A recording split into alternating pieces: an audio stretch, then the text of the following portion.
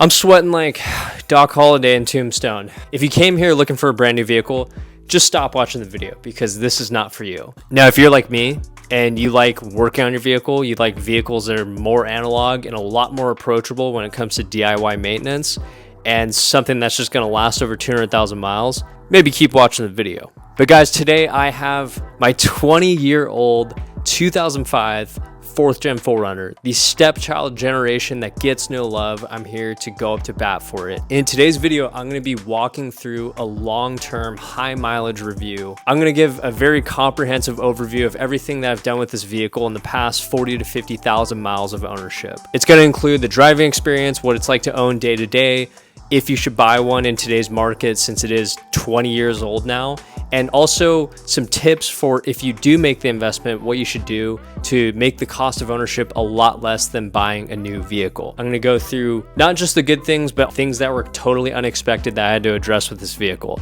So keep watching, it'll give you more info if you wanna look into one and actually buy one. This has been my experience for the past 5 years or 50,000 miles. So let's jump into it. Since every 4Runner looks the same, especially within this generation, I need to give an overview of the specs and why I chose it.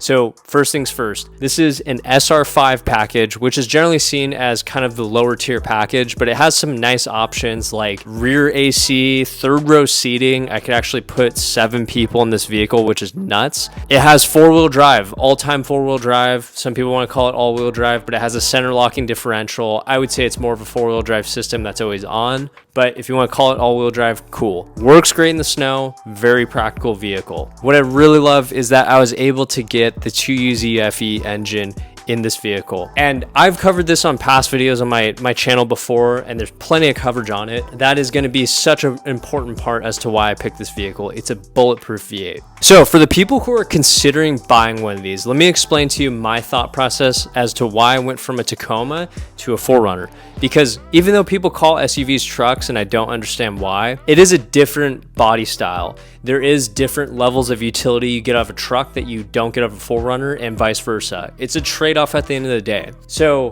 why did I get a 4Runner? I've never been the person to buy a car because it gets the highest MPG, hence why I'm here with a 4x4 V8. But I've always been the type of person to go out to the desert, to go camping, to haul my dirt bike around, do relatively outdoorsy stuff here and there. And so I knew I wanted a vehicle that was sort of fully enclosed because I could put stuff on the hitch if I want to take my bike somewhere. I could cram it with a bunch of stuff and move across the United States, which is exactly what it did. And it still has the towing capacity to actually tow things around like a little trailer, which I did all the way back across the United States when I moved back from the East Coast. Now, you might have noticed it doesn't really sit like a stock 4Runner. Now, that's not to say I lifted it to the sky. It has about a 1.5 to 2 inch lift. It's on adjustable coilovers by Icon. I've done the upper control arms. I put 32 inch tires, so not true 33s on this, wrapped around some methods. Did some light, tasteful mods in my opinion that I think spice it up a little bit, make it look a little nicer. And honestly, it still drives great. It didn't really take a huge hit to the MPG, but I just want to cover those details on what my build is because it has had some modifications done, but it's not going to be so modded out compared to what you get in a stock form that it's going to be that much of a difference. These are mostly aesthetic. There is some function in terms of the actual ride itself and maintaining good ride with the coilover suspension and then doing some Bilstein shocks in the rear. It's the quintessential I'm from Southern California package you can get on this. Okay, so we covered the basic specs. Now I think it's important to go into what it's like to daily own this while I'm driving it to the mall and doing really basic stuff. I'm gonna be very real with you guys. I probably go 10% of the time on road trips where I need to go off-road to some capacity or I'm on dirt. This is a pretty intense 4-wheel drive setup. This is a very capable vehicle. So I bring that up because the double-edged sword of being extremely capable off-road is that when it's on-road and your day-to-day living, it's not bad on the highway. You do get a lot of wind noise, which is a little bit annoying. The big thing to really call out here is that you're getting a huge hit to MPG when you compare it to other modern vehicles that get somewhere in at least the low 20s, if not almost 30 mpg in an SUV almost this size with the same utility. So again, let me be really clear. if you are a commuter, if you're driving 50 miles one way for work every single day, don't buy this car because it's just going to guzzle gas and it's not going to be worth it unless you have a secondary vehicle on the side. But daily use of this vehicle, let me describe it this way. My wife has a 2013 Toyota Corolla, the most bare bones, no frills, no fun package car. Sorry, babe, if you're watching this. There's nothing fun about it. There's nothing sexy or cool or exciting about a Corolla. So that's a very good baseline to put out there as a car. And to compare this to a Corolla for the average person who isn't a car reviewer, it is, in my opinion, much more enjoyable to drive than a Corolla. Now, you have to get over the MPG, or you have to have a secondary vehicle or something. Go get a used Tesla because it is bad on gas. I average probably about 14, maybe 15 on a good day combined MPG on this vehicle, which given the lift, given the tires, the wheels, all that good stuff, not bad, honestly. And thankfully, I do work fully remote. I do meet people, clients, if you will, at times pretty far away. So overall, I love how this thing drives on the freeway. It tracks. And the biggest thing I'll say about the driving experience and the day-to-day use, it is very easy to drive on long hauls. Like if you are on road trips, whenever I go to Mammoth, which is a 6-hour drive north from me, if I drove across the United States with this vehicle twice. So I think it's very fair to say I have a great sample size of how this is on long-term trips, and this thing just powers through everything. The V8 gives it enough power to not be hunting through all the gears with the transmission. Transmission doesn't really hunt too much when you're going uphill, downhill, all that good stuff. If you're not used to a truck in general, I think to the average person, it would feel plush here and there, and then you hit a few bumps and maybe it feels like it's not as steady as, a car that feels like it's on rails. But it's overall very good. When we're comparing this to a Corolla, it's so much easier to drive because it just tracks and you get more respect on the road because it's just a bigger vehicle. And I think it's a breath of fresh air every time I stop driving my wife's Corolla and I go back into my 4Runner. I love it. It's really nice. I honestly can't complain other than just the wind noise being a bit loud, especially for a 20-year-old vehicle. And don't listen to those reviews that are crazy. They're super critical in comparing them to cars. Overall, it's a very nice ride. Going back to the MPG and the actual range of the vehicle, I'm lucky to get, if I run this thing pretty dry, about 300 to 325 miles on a tank, which usually there's about a few gallons left, but I never want to cut it that close anyways.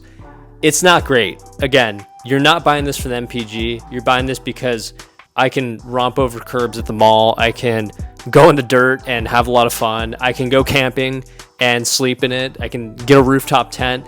If you're a more outdoorsy person, great. And if you just got money to spend and you just want one, cool, have at it. For the people who don't have that luxury, like myself, there's a lot of function I get out of it, and I offset the miles by having a motorcycle. So I love having this thing. Day-to-day use, I think it's pretty money, if I do say so myself. Okay, now this topic, I want to talk about the actual utility and versatility of the vehicle. If you remember earlier, I said I came from a Tacoma and before that a full-size truck to this. So definitely a different body style, going from full-size GMC to Tacoma, which is a little bit smaller, to now a vehicle that has no bed in the back. What's the difference? How does this feel? Overall, I'm game to buy another 4Runner. I don't think I need to go back to a truck after this. One of the main things that I really do love about the 4Runner that people don't realize is it is so much shorter than a long bed truck or a long bed Tacoma where the bed's just a normal size. It's about 6 feet. It is so much shorter. It's almost 3 feet or about 2.5 feet shorter if you actually look at the diameters, shorter than a truck, which is nuts because now when I'm parking in the garage, when I'm going to the beach and it's packed, parallel parking, all of that makes it so much easier to just drive daily because now I'm not worried about needing a football field to park my vehicle in because the actual wheelbase of it is shorter and it's just in a smaller package, but it still has a ton of utility. I think a great test of this also was when I moved to the East Coast 5 years ago when I initially bought it. I filled this thing to the absolute brim. And if I had a roof rack, I could put stuff on that. If I had a cargo hitch, I wanted to put a hitch in that can, be essentially like a basket on the rear. There's so many things you could do that make it a really useful package. So in terms of how much utility you actually get out of it, it's pretty amazing. I've driven 7 deep in this vehicle before because I do have the optional 3rd row seating. That's great. And in the future, I do plan on getting a roof rack. I do plan on getting a rooftop tent potentially, because overlanding and all that stuff, if you live in California, it's kind of sick if you haven't looked it up before. So that's what I plan on doing. Overall utility, versatility compared to what I came from in a truck, it is still great, and it's in a smaller package, and I just like it more, honestly. It does everything I need it to. I could still tow stuff and lug around my dirt bike on the back. It's not bad. This is going to be the most important part of the video, because this is the high mileage part specific to this 4Runner. And as much as people love to say nothing bad happens to 4Runners, that's absolute BS, because there are plenty of small repairs that can come up that can be frustrating, to be totally honest. There are times where I thought, man, if I just had a new vehicle, I wouldn't have to deal with this. And here I am dealing with it. But long term, I see a vision of wanting to keep an analog vehicle that I know is going to go up in value. So let me give you an overview of every little thing that has gone wrong with this in the past 5 years. I'm going to also bring up maintenance too, that costs a lot, because it is a rather maintenance heavy vehicle to make sure that nothing goes wrong with it. So let me explain. So since I bought the 4Runner, here's what happened. I bought it February of 2020. I spent about $9,200 on the vehicle itself, which I know for most people, they're probably saying, wow, that's a steal. It was because it was right before COVID when all the price hikes went up in used cars because of supply chain issues and that whole chip manufacturing issue. So we're in at $9,200. I'm going to show my spreadsheet of all the repairs that I have done personally. This is preventative, but I think it's worth calling out because it is a very expensive maintenance item that I think would be a lot more now than when I did it back in 2020. And it's the timing belt. Now, this is specific to the V8 on this 4Runner. It is an interference engine. And for those that don't know what that means at all, it means you need to do this on time. So the V8's timing belt needs to get done. And usually you do other ancillary parts to the vehicle that coincide with the timing belt itself, like the water pump and all this good stuff. That cost me about $1,200 itself, or about $1,000. Today, that could easily be $1,500 with how much car repairs are nowadays. Now again, this is maintenance, nothing broke on the vehicle. I had no history of it being done, so I wasn't gonna take that risk and let something like that destroy my engine and have to build a whole new engine into my 4Runner. That's one major thing you need to look out for. Number 2, CV axles specific to 4-wheel drive. The CV axle itself can leak grease. It can need a rebuild, but in this case, it was so drawn out, I just replaced the whole CV axle. And so one CV axle going OEM was about a $900 repair. That wasn't something that left me stranded. It was actually something I noticed when I was doing an oil change, that the grease was flying everywhere and it needed a rebuild. So I chose to just get a completely new one from Toyota, not risk it with anything aftermarket. And it was about $900 back in 2020 to 2021, give or take. We're at about 150-ish thousand miles. I had my airbag light stay on. What's that? Well, I found out on forums, the clock spring, or this device that basically sits on the back end part of your steering wheel, that needed to be replaced. I bought the OEM part. I went off some Chris Fix videos and I was able to fix it for about $250, give or take. I'll show you the spreadsheet at the end. So that happened. Now, these next couple of things are going to be somewhat optional in a way, but it is something I had to address with this 4Runner to get it in the shape that it is today. So the first one being the hood, the roof. It looked awful and it needed to get repainted. So I repainted the roof and the hood. Back then in 2020 during COVID, I got it for a deal. It was about $1,500, and it honestly has held up pretty good for a $1,500 job. I still think my 4Runner looks great. The things that you don't realize with a 20-year-old vehicle are that you have the rubber parts, like the windowsill and whatnot, starts to deteriorate where you just rub your skin on it and the black comes off on you. That was really bothering me. That was deteriorating on a lot of them. So we replaced those with OEM parts. It was about $225, somewhere in that range. So we're in at about $1,700 in mostly aesthetic stuff. So this next one happened with the V8. It is the Achilles heel of this engine, and even though it is a dead reliable engine, I will say that it runs amazing. There is a secondary air injection system. The whole goal of the secondary air injection system is that it just wants your cats to burn cleaner at cold temperatures. When you start up your car initially and it recognizes the temperature's a little low, that kicks on, and then it's shoving more air into your system so the cats heat up quicker and burn cleaner. It's for emissions, and this thing failed. I've quoted it out, and it is just shy of $2,000 to repair, which is not fun. Now again, I don't have a car payment, but I also don't like paying $2,000 in repairs. I'll say in quotes, you can do a bypass kit, and this bypass kit is give or take $150. Generally speaking, it works pretty great for most people. It helps you avoid a $2,000 repair. But if you do want to get back to OEM spec, it would be about $2,000 to fix that, and that happened at about 170,000 miles on my vehicle. The one that recently got me was the brake calipers seizing on this. Now, this is specific to this 4Runner generation. It can happen with the 5th gen as well, but it seems to happen more with the 4th gen. They do have smaller rotors themselves. It's actually an upgrade to get the 5th gen brakes. The front passenger side caliper actually seized on me. It happened right when I was getting the new wheels and tires, and it was kind of a freaky moment where I thought my brakes were pulsing, but it was actually, it was stuck compressing the piston in, so it was giving me a really weird ride. And by the time I got home, the caliper was super hot. It was ready to boil water. So that was not good. I went OEM, new front calipers, both up front, new brakes all around.